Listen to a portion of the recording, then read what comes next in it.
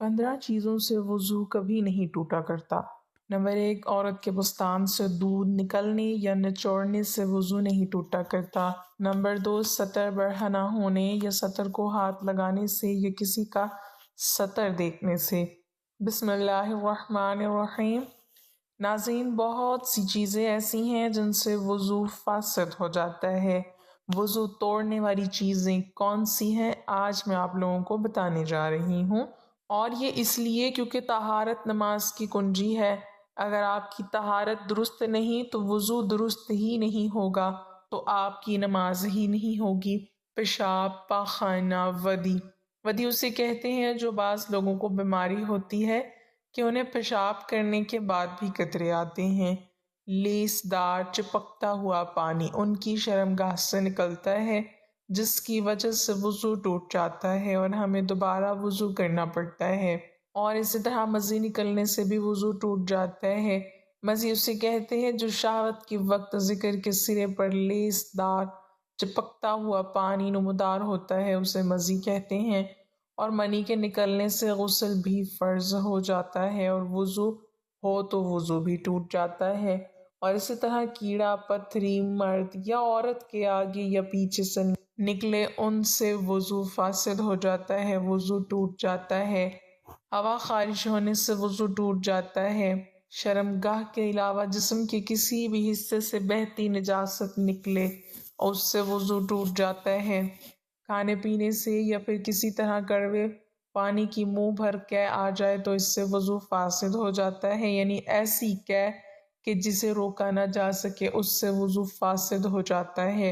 اور اسی طرح منہ سے خون نکلا، اگر خون تھوک پر غالب آ جائے تو پھر وضو توڑ دے گا، لیکن اگر تھوک غالب ہو جائے خون پر تو پھر وضو نہیں ٹوٹے گا۔ اس کی شناخت کیا ہے؟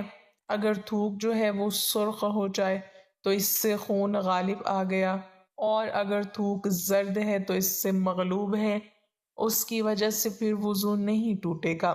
یعنی اگر منہ سے خون نکلا اور خون تھوک پر غالب آ جائے تو پھر وضو ٹوٹے گا، ورنہ نہیں ٹوٹے گا۔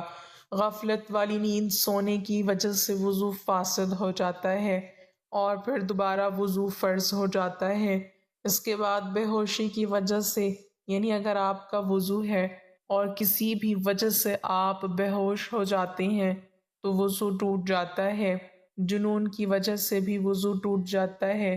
جنون مطلب بہت زیادہ غصہ کرنا، کیونکہ غصہ حرام ہے اور شیطانی عمل بھی ہے، تو اس سے بھی وضو ٹوٹ جاتا ہے۔